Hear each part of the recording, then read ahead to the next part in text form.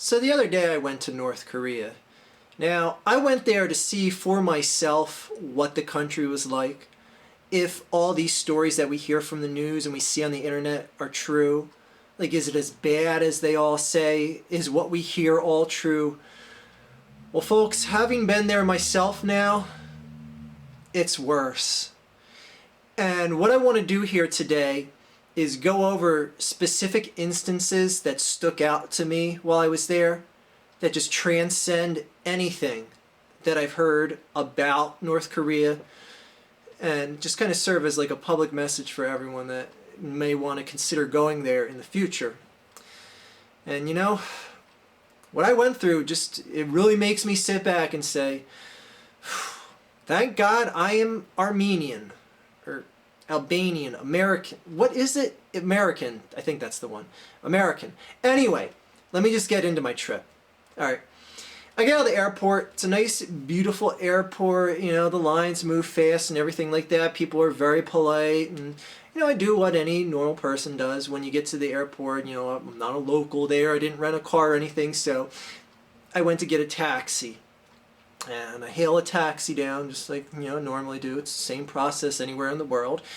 And I get in the taxi, and right away I close the door, and I'm looking around, and I'm like, excuse me, taxi driver, where's the little button thing to make the window go up and down? And the taxi driver goes, oh no, there's the handle there. You just, you know, you turn the handle, and then that makes the window go up and down. I'm like, so you're telling me there's not a button that, you know, you just flick and then electronically moves the window up and down? He's like, no, just give the handle a few turns and the window will be down. I'm like, already I'm panicking, and I'm like already sweating and I'm hyperventilating, and I grab the handle, and I'm like, okay, I'll try, and I'm just like, one turn, two turn, the window's like barely down. It's only down like a few inches. And I'm like, oh my God, where did I end up? This is like even George Washington on his first car had electronic windows that go up and down just with the flick of a switch, and that was back in like 1985. I don't even know what backwards land I ended up in, and I'm just like, all right, you know what? I'll just get me to my destination as soon as possible, and we'll be fine. And he goes, okay, well, where are you going? I was like, I'm going to the Hilton in Pyongyang.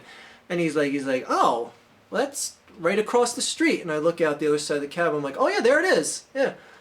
So go ahead and drive me there. He's like, well, you know, you could just get out of the car right now and, you know, walk across the crosswalk. It'll take you there much quicker than I will, because I have to, you know, kind of drive down this intersection, loop around, get to the other side of the road, and, you know, you'll be there in 10 seconds if you get out of the taxi. And I'm like, what? What? This guy is telling me that I should give up the luxury of driving in an automobile for getting out on my own 2 feet and walking to my destination? Listen, people, Harrison Ford didn't invent the automobile so that people could be walking to where they want to go, let alone walking across a street. I mean, what's wrong with that statement? Let's walk across the street. No, streets are for driving on. Drive me to my destination, taxi man. Anyways, he's like, all right, fine, but, you know, I don't have it in me to charge you just to drive you across the street. And I was like, good. I wasn't going to pay you anyway, because you were very rude to tell me to walk. So anyways, he drives me over to the hotel. I get out and I thank him, and he's, you know, very thankful. He says like, hey, you know, do you need, you know, any, you know, directions on where to go? There's some, you know, popular tourist sites I could tell you to check out for the next few days. And I'm like, no, I just want to relax in my hotel, and then I'll figure out what I want to do from there. And he's like, all right, very well, have a nice day. And I'm like, yes, thank you, sir. And he drives off. And get in the hotel. Again, everyone's really polite. I check in at the front desk, get my room key, go up to my room, and I realize another mistake on this vacation was taking this during football season. So I'm just like, you know what? All right, the games are time delayed because North Korea is it's like it's like 1 or 2 hours off from American time, and I was like, I guess I can see a football game around noon when it starts, and I turn on the TV. I'm looking for NFL Sunday Ticket or NFL Network, and I don't see it anywhere. Like nowhere in the channel listings. I mean, it was nice that my hotel room had this big 80-inch plasma screen television in 1080p, but without football, it's worthless. Like, they might as well just take this TV and put like some shitty piece of Renaissance art there, or even worse, like a big picture of a quote from the Bible or something, a Bible verse. Oh, that would be, well, that's still better than a television with no football. So I'm like, this is ridiculous. Obviously, it's not listed on the manifest of channels, and it's not coming up on the on-screen channel display. So I called down to the front desk. I said, yes, hi, this is the Archfiend Internet Superstar. And they were like, who? I was like, all right, never mind, forget about that. I'm up here in room such and such, and I want to know why I don't see the NFL Network or any of the NFL Sunday Ticket channels on my channel guide here. Is there, a secret to this? Could you just tell me what channel number it is?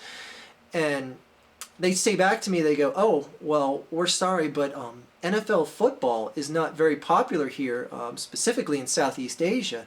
And I'm like, yeah, okay, yeah, right. Like, there's a part of the world where the NFL isn't popular. That's funny. Anyways, well, what's the channel number for the NFL Network? And they're like, no, I'm sorry, sir. We like sports like, what you call soccer over in America. We like sports like that very much more. It's very big in Asia. You should check that out. And I'm like, what? What? Is this Ashton Kutcher? Am I being punked? Do you even remember that show? Is that a dated reference? Do any of you remember Punked? Anyone? No? All right. I'm sorry. Anyways, I'm like, this is ridiculous. You seriously don't have the NFL Network? They were like, no, sir. As a matter of fact, we don't know much of anything about the NFL. I'm like, are you trying to tell me you don't know who Tom Brady is? And the guy's like, Tom who? I'm like, he's a gay porn star, so tell all your friends that. But anyway, besides that, all right, I'll try watching soccer or whatever else is on this channel. And I just hung up the phone. And now, granted, there was a lot of interesting channels. Some were just some really freaky channels. Like, they had this channel from Japan where like girls defecate on surfboards. And I'm like, this is just disgusting. But after about 10 hours, you get kind of desensitized to it, and you're just like, this is weird, but, it's interesting that there's a world where this exists. So anyways, it's not like it's a channel I would want to watch for much more than 9, 10, 15 days. Anyway, where was I? Oh yeah, the Sunday NFL Ticket. Anyways, yeah, so I had to deal with just like, not having to watch NFL football, which is just beyond this, like, I don't know how many rims of hell there are, but I guarantee you the one that's on the bottom does not have the NFL. I mean, I've been to prisons that have the NFL, that show NFL games. I've been to a lot of prisons. They all have them. Anyway, I eventually get hungry watching those Japanese girls defecate. You can build up an appetite from watching that shit. Literally. Anyway, go downstairs, go to get something to eat, sit down. There's a restaurant there in the hotel right outside the lobby. And sit down at the table, and I'm like, oh crap, I forgot to go to the bathroom before I left. And I asked the waitress, I'm like, excuse me, can you tell me where the restroom is? And she's like, yeah, go through that hallway, it's back there on the left. And I'm walking back, and I get confused when someone says left or right, and I go to the doorway to the right, and looks like a kitchen area, and I'm kind of walking back. I'm like, I guess it's back there somewhere, the bathroom. This is a little awkward, but I don't know. It's a foreign land. I don't know where they keep the bathrooms at in these places. And I walk through the back, and it looks like kind of like a butcher area, a bunch of chopping blocks, meat cleavers, and stuff like that. And there's a crowd of people around, and like they're all just like looking around, and I'm like, oh my God, I know what this is. This is every single Korean restaurant nightmare that I've ever heard. Just these crates of dogs and cats everywhere, still alive. And I'm like, I've heard about this. There's a dog and a cat placed down on the ground, and the crowd's just standing around them, going, strike, strike, strike, strike. And I'm like, I knew it. Animal bowling. Oh my God. It was grotesque. The little dog and cat, they gave them bowling balls, and they had them bowling on a little alley.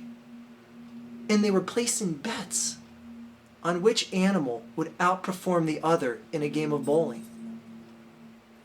This was one of the most inhumane, disgusting acts of humanity I've ever seen.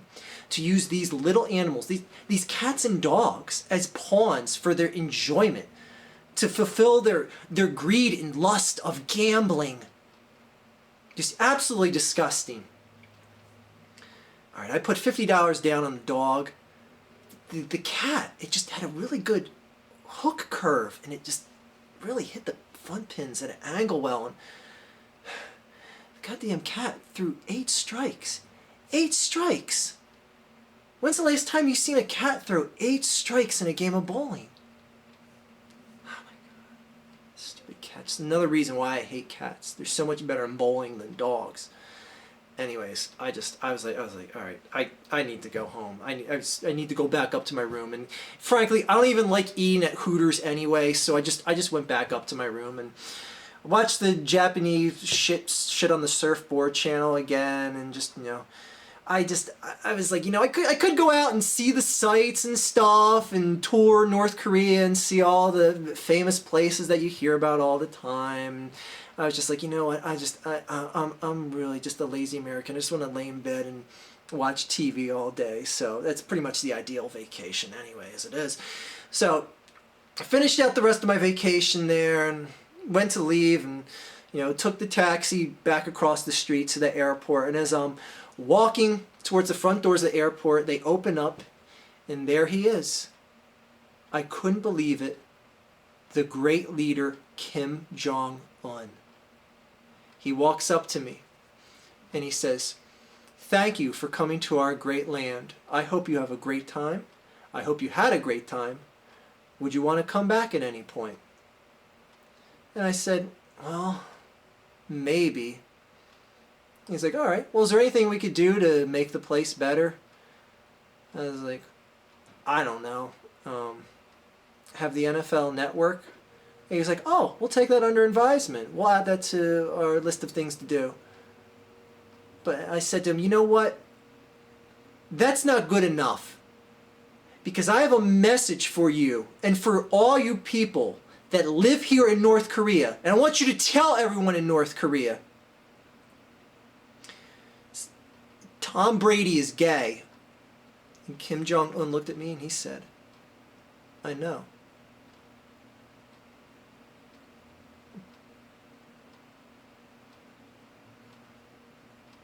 True story. I mean, maybe it's true or not that Tom Brady's gay. Not that there's anything wrong if he is. It's no big deal.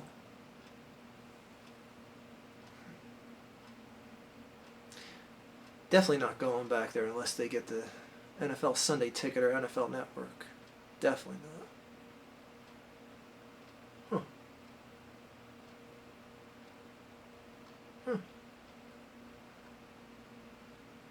Is Tom Brady gay?